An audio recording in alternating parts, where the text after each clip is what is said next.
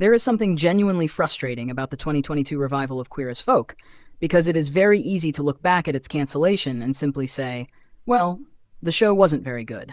But I think that explanation is far too simplistic.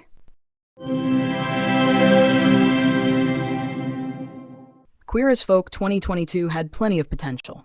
It had a talented cast, ambitious ideas, a much broader representation of queer experiences, and a willingness to tackle serious subjects. There were moments when you could see exactly what this show wanted to be. The problem was that it never quite managed to bring all of those elements together into something audiences became genuinely obsessed with. And when you are reviving a title as iconic as Queer as Folk, being merely interesting isn't enough. You have to give people a reason to care.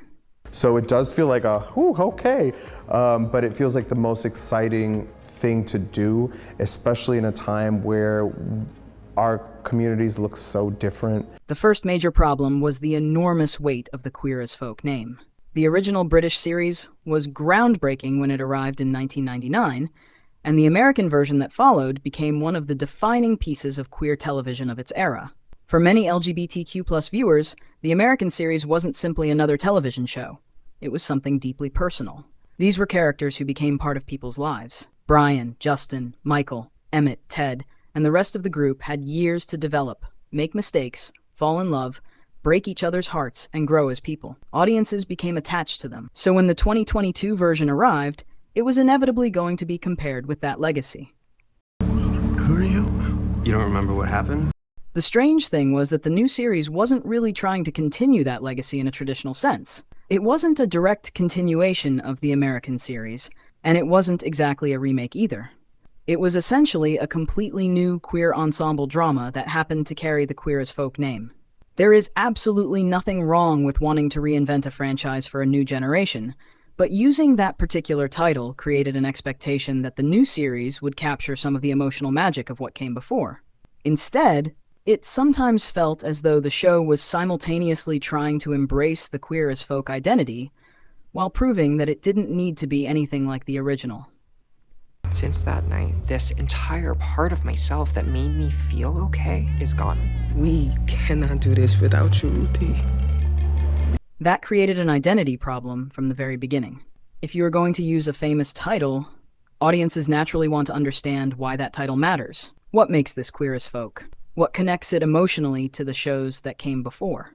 The 2022 version had its own identity, but that identity wasn't always strong enough to justify carrying such a legendary name. Another major issue was the sheer size of the ensemble. There were a lot of characters, a lot of relationships, and a lot of individual storylines competing for attention. The show wanted to represent a much broader spectrum of modern queer life, and that ambition was genuinely admirable.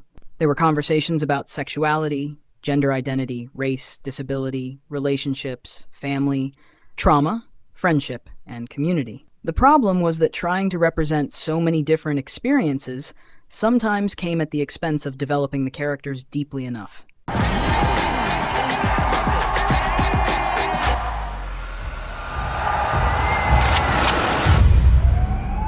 Representation only gets you so far. Audiences don't fall in love with characters simply because they represent an important part of society. They fall in love with them because they are funny, complicated, frustrating, vulnerable, sexy, ridiculous, sympathetic, or completely impossible to understand. Usually, there's several of those things at once. The original Queer as Folk understood that very well. Its characters were messy. They made terrible decisions. They could be selfish and irritating, but you cared about them. You wanted to know what happened to them. The 2022 version had plenty of interesting people, but it didn't always create that same emotional attachment. There were times when it felt like we were being introduced to characters and immediately being given their issues, identities, and storylines without necessarily having enough time to simply get to know them as people. That distinction matters. A character can have an important story without necessarily being a compelling character. The strongest television shows make you care about the person before they become the vehicle for the storyline. I think we should go on a date tonight. Yes. The central storyline surrounding the nightclub shooting also created a difficult tonal balance. Starting the series in the aftermath of such a traumatic event gave the show something serious and meaningful to explore. It allowed the writers to look at queer community, grief, trauma, resilience, and the way people respond when a safe space is suddenly taken away from them. Those are powerful themes. But Queer as Folk has always had another side to it. It is supposed to be messy, funny, sexy, outrageous, and full of people making questionable decisions. The 2022 series wanted to retain that energy while also dealing with an extremely serious subject, and sometimes those two sides didn't fit together naturally. The show could move from heavy trauma to comedy to sex to relationship drama very quickly, and while that reflects the reality of life, the transitions didn't always feel completely organic. Wait, what? I was flirting with you, you dick. Oh, yeah, sorry, of course. Ew, bro, stop. It's fine. There was also a sense that the show sometimes wanted to make a statement about modern queer life, rather than simply allowing its characters to live it. That is a subtle but important distinction. Some of the best queer television doesn't constantly remind you that you are watching a story about LGBTQ+ people. It simply gives you characters who happen to be queer and allows their lives to unfold naturally. The original Queer as Folk could be provocative, but underneath all the sex and controversy was a very simple idea. These people were living their lives. The 2022 version sometimes felt more conscious of its responsibility to represent the modern queer community. Again, that isn't inherently bad. In fact, it is one of the show's strengths. But when a series becomes too focused on everything it needs to represent, the characters can start to feel like representatives rather than people. Television ultimately needs emotional storytelling more than it needs a checklist of subjects. And this is where the changing television landscape becomes incredibly important. When the original American Queer as Folk premiered in 2000, queer television was still relatively rare. Seeing openly gay characters at the center of a mainstream television drama was groundbreaking. The show could shock audiences simply by showing gay people having sex, falling in love, arguing, partying, raising families, and making mistakes. Being queer in 2022 comes with a whole new set of challenges and a whole new set of triumphs and things to celebrate. By 2022, the situation was completely different. Queer television had become much more varied. We had Schitt's Creek, Pose, Sex Education, Heartstopper, It's a Sin, Feel Good, The L Word, Generation Q, and many others. Queer characters were no longer unusual on television. That meant the new Queer as Folk couldn't rely on representation alone to make it feel revolutionary. It had to be great television. And unfortunately, that is where the cracks became more obvious. The audience had more choices than ever before, and that meant a show needed strong characters, memorable relationships, and genuinely addictive storytelling to stand out. Queer as Folk 2022 had moments of all three, but it didn't consistently deliver them. It never quite became the show that people were desperately telling their friends they needed to watch. The streaming platform also played a role. Peacock simply didn't have the same reach or cultural presence as some of its bigger competitors. That doesn't automatically doom a series, but it makes creating a cultural phenomenon much harder. A show like Queer as Folk needed momentum. It needed people talking about it, recommending it, becoming invested in the characters, and creating that sense that everybody needed to catch up on the latest episode. Instead, the series seemed to arrive, generate some discussion, and then disappear surprisingly quickly. There is also an uncomfortable reality when it comes to reboots. Sometimes the name that gets people through the door is the same name that creates the highest expectations. Queer as Folk was never going to be judged entirely on its own terms. Every character, relationship, and storyline was going to be compared with what came before. For longtime fans, that comparison could be brutal. Friends, I mean, she's my manager, but I feel like she gets us in a way that a lot of people in the industry don't. But some of the criticism surrounding the series also became unfair. There is a huge difference between saying that the writing wasn't strong enough and saying that the show was somehow wrong for being more diverse or representative. The former is legitimate criticism. The latter completely misses the point.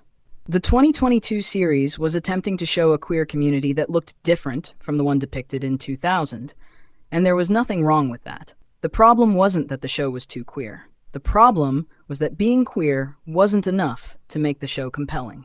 That distinction is incredibly important because the success of other queer series has already proven that audiences are absolutely willing to embrace LGBTQ+ stories.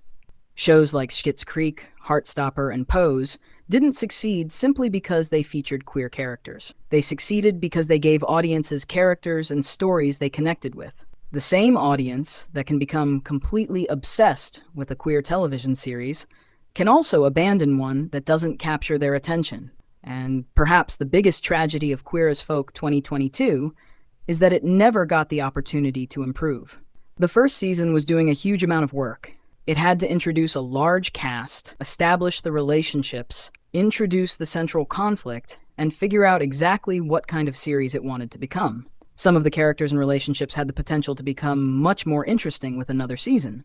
A second season could have been an opportunity to simplify things, focus on the strongest characters, develop the relationships that audiences responded to, let the characters breathe, move beyond the initial setup, and allow the series to become more character-driven, rather than constantly introducing new conflicts. Instead, it was canceled after one season. I've slept with a lot of guys. I mean, more than some people would think, but you're the only man I've ever woken up with. And that is what makes the whole thing so frustrating. This wasn't a case of a show that had absolutely nothing going for it. There was something here. The problem was that the potential never fully translated into the kind of television that builds a passionate, loyal audience. Ultimately, Queer as Folk 2022 failed because it was caught between two worlds. It wanted to honor a legendary queer television brand while simultaneously reinventing that brand for a completely different generation. It wanted to represent the incredible diversity of modern queer life while also telling a story that audiences could emotionally connect with. It wanted to be funny, sexy, and outrageous while dealing with trauma and grief. It wanted to be socially relevant while also functioning as an addictive television drama. Those are all ambitious goals. Perhaps there were simply too many of them. You gotta stop blaming other people for your problems. The original Queer as Folk didn't become important because it had a perfect message about queer life. It became important because audiences cared about its characters. They laughed with them, argued with them, fell in love with them, and sometimes wanted to throw something at the television because of them. That emotional connection is what turns a television show into something people remember. The 2022 series had plenty to say, but it didn't always give audiences enough people to desperately care about. And ultimately, that's probably the biggest lesson from its cancellation. Queer audiences don't need every new show to recreate the past. They don't need another Brian and Justin. They don't need another Michael and Ben. They don't even necessarily need another Queer as Folk. What they need is a great story with characters who make them feel something. Queer as Folk 2022 tried to give audiences a modern queer story, and there is something genuinely admirable about that ambition. But ambition can only take a television series so far. At the end of the day, audiences have to want to come back.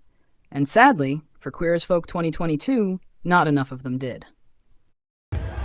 Babe, this isn't a thing.